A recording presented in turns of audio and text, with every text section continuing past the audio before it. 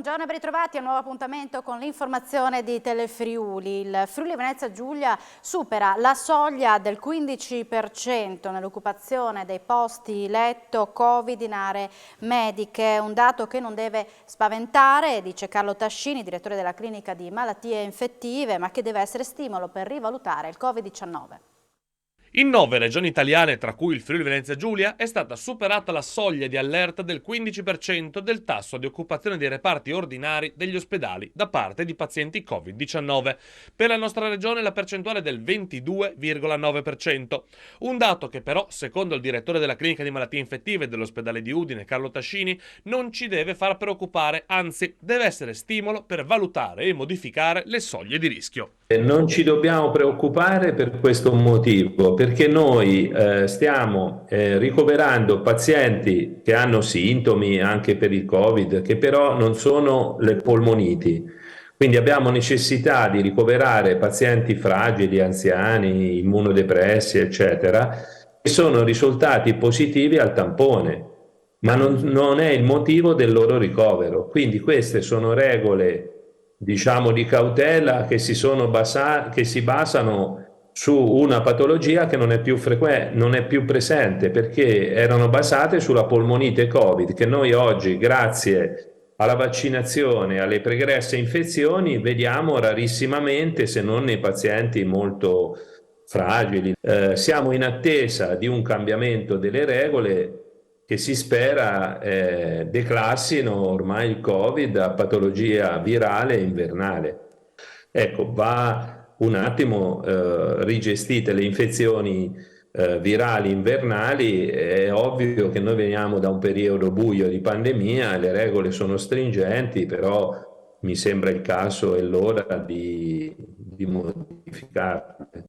Parroci alle prese con i rincari energetici. Alcuni hanno deciso di non accendere ancora il riscaldamento nelle chiese per le funzioni religiose, altri per le messe hanno pensato di utilizzare spazi più piccoli e quindi più facili da riscaldare. Riscaldare le chiese costa troppo, così le messe si celebrano al freddo. I parroci, con l'aumento dei prezzi energetici, si sono trovati obbligati a ridurre i consumi per far quadrare i conti. Alcuni hanno pensato bene di non mettere in funzione i caloriferi durante le celebrazioni religiose, altri invece hanno pensato bene di utilizzare per le messe spazi molto più piccoli, come le sacrestie, e quindi più facilmente riscaldabili. So che in qualche chiesa non è ancora stato acceso il riscaldamento, proprio perché per fortuna che questi mesi siamo stati anche graziati da temperature un po' più miti, però certamente adesso si va incontro a delle difficoltà.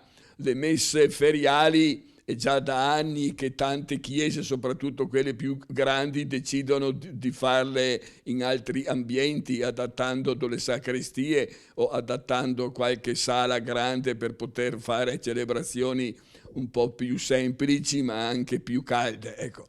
Stiamo vedendo certamente, ecco, questo tempo ci fa pensare anche che forse in questi nei tempi passati abbiamo speso un po' di più e sprecato troppo. Un grande impianto fotovoltaico al posto dello stabilimento dove si producevano mattoni. Succede a Selvis di Remanzacco, l'investimento di 26 milioni di euro e i lavori cominceranno nelle prime settimane del 2023. In un periodo nel quale le energie rinnovabili risultano fondamentali per far fronte all'aumento esponenziale dei costi energetici, a Selvis di Remanzacco, l'area dismessa dell'ex Fornasila, sta per concretizzarsi il progetto di riconversione industriale. L'azienda, con sede in Baviera e con la sua filiale di Bolzano in Value, infatti ha proposto di mettere mano ad un'area che si sviluppa su 22 ettari, per buona parte occupati dal capannone da dove un tempo uscivano mattoni, e ora è rimasta un'area dove la quantità di eternit è importante e i costi di smaltimento sono altrettanto importanti. Il sindaco di Remanzacco, Vritz, e tutta la sua amministrazione, in primis il capogruppo Dario Angeli, avevano come chiodo fisso coniugare la valorizzazione di un'area degradata con la produzione di energie rinnovabili.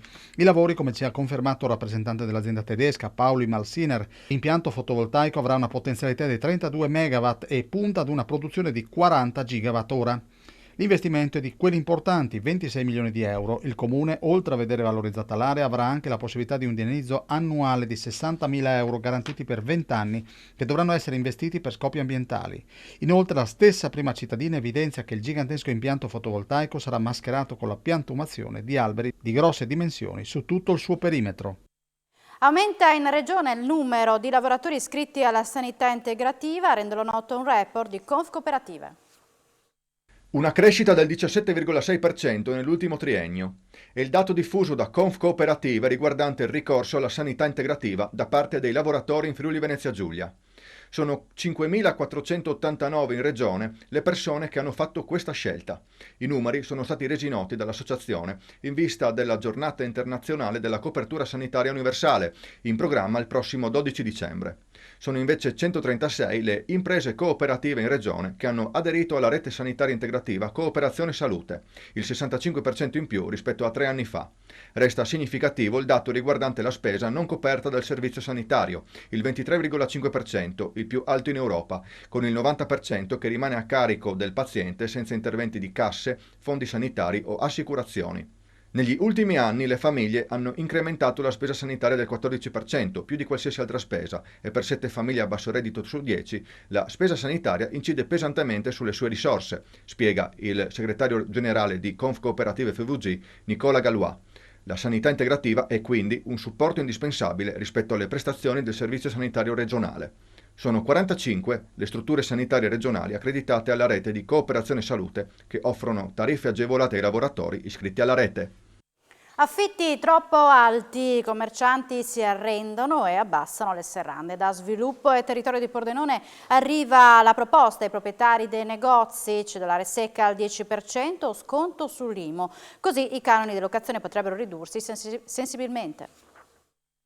Cedolare secca per i proprietari dei piccoli negozi in alternativa all'abbattimento di una parte dell'IMU. Sono queste le proposte messe in campo da Alberto Marchiori, presidente di Sviluppo e Territorio, per venire incontro alle esigenze dei commercianti. Una ricetta che almeno sulla carta dovrebbe aiutare a ripopolare i centri ed evitare così che i negozi restino sfitti. Con delle agevolazioni i proprietari potrebbero quindi avere la possibilità di mantenere calmierati gli affitti dei locali. I commercianti, come tutti gli imprenditori, hanno bisogno di molta innovazione, formazione, ma anche agevolazioni.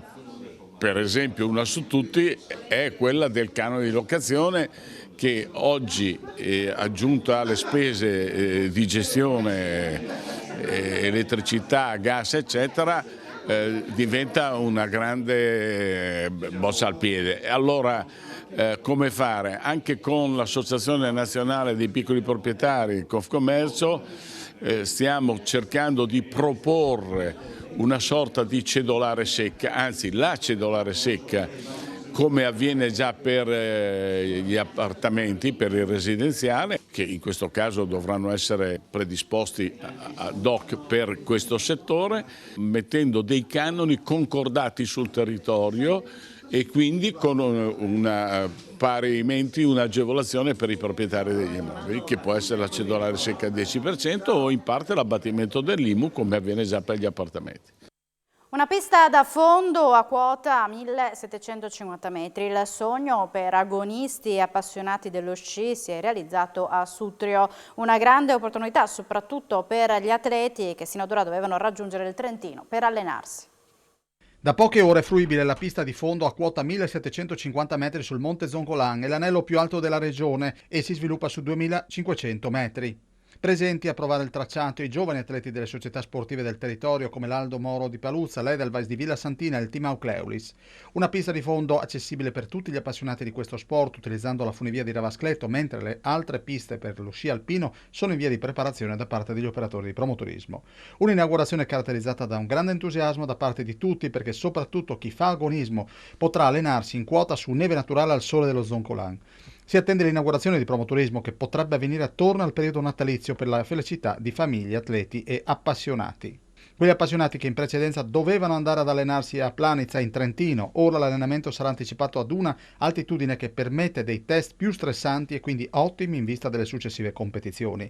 Da segnalare che l'assessore allo sport di Sutrio, Sara Morocutti, durante l'inaugurazione ha ricordato il compianto Giorgio Morassi, fondista sportivo e uno dei promotori della pista da fondo e mancato quasi un anno fa. Record di presenze estive nel Coglio con oltre 18.000 pernottamenti, superato il primato del 2019.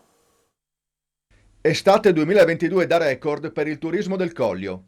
I dati forniti da Promoturismo FVG parlano infatti di presenze che superano i numeri pre-pandemici. A Cormons e dintorni tra maggio e settembre di quest'anno si sono registrati 7.702 arrivi per complessivi 18.564 pernottamenti.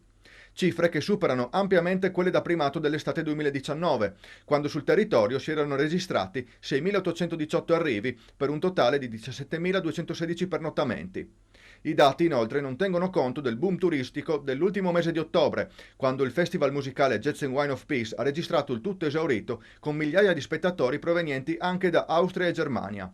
Cormons si candida così con sempre più forza come principale alternativa ricettiva sul territorio provinciale in ottica Nova Gorizia, capitale della cultura europea 2025. Il territorio è un territorio sano, un territorio che si muove, un territorio che investe, imprende e cresce, e questo naturalmente è motivo per noi di vanto e di orgoglio, considerato appunto che i dati registrati, seppur ancora parziali da maggio a settembre di promoturismo, insomma ci confortano molto in questo senso. Il tutto naturalmente in un'ottica di crescita anche in vista di Gorizia 2025, dove il nostro territorio si pone come uno tra i protagonisti, naturalmente in piena collaborazione con la città della cultura che ricordiamo è Gorizia, Nova Gorizia, e quindi di conseguenza insomma noi siamo assolutamente contenti di proseguire su questa strada. La Pimpa insegnerà ai bambini la lingua dei segni e questo è il frutto di un'iniziativa presentata oggi a Trieste con l'aiuto del fumettista Tullio Altan. La Pimpa ha insegnato per decenni ai bambini tante cose, adesso insegnerà qualcosa in più e con altri mezzi. Di cosa si tratta? Ma si tratta di venire incontro a dei bambini che hanno qualche problema di lettura o altri, e la Pimpa è una figura molto aperta al mondo, è amica di tutto e di tutti, e quindi può essere utile in questo senso. Quali saranno i mezzi che verranno utilizzati per questa attività di inclusione?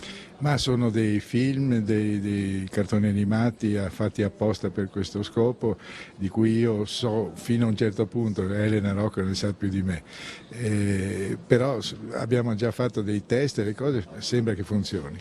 Sì, facciamo grazie al papà della Pimpa, maestro Altan, che stamattina è venuto nella sede della regione a spiegare perché ha aderito a questo progetto e che ha regalato la parte essenziale che è la Pimpa, che si dimostra ancora oggi un grande veicolo di comunicazione sociale.